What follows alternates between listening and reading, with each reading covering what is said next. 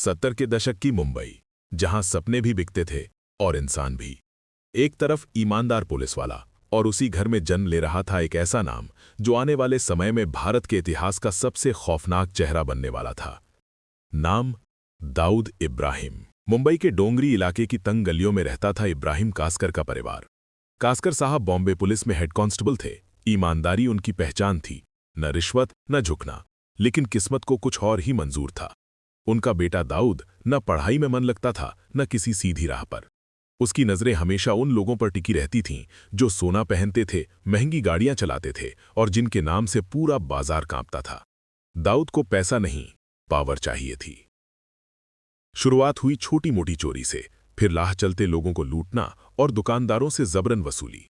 लेकिन उस समय मुंबई का अंडरवर्ल्ड पहले से ही बड़े नामों के कब्जे में था। हाजी मस्तान, करीम लाला और यूसुफ पटेल।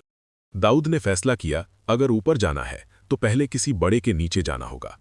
और इसी सोच के साथ उसने ज्वाइन किया करीम लाला का गैंग। दाऊद का काम था स्मगलिंग के माल को सुरक्षित पहुंचाना, सोना, घड़ियां, हथियार।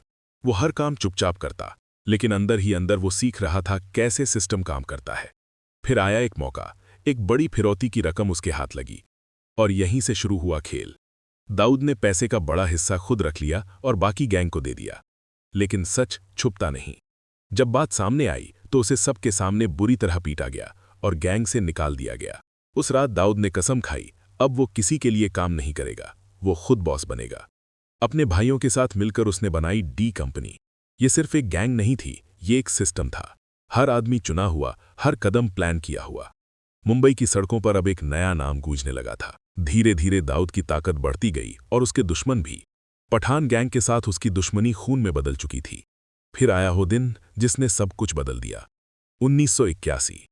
दाऊद के बड़े भाई साबिर को गोलियों से भून दिया गया। उसी रात दाऊद पर भी हमला हुआ, लेकिन वो बच गया। जब उसने अपने भाई की लाश देखी तो उसके अंदर का इंसान खत्म हो गया। अब वो सिर्फ एक चीज चाहता था, बदला।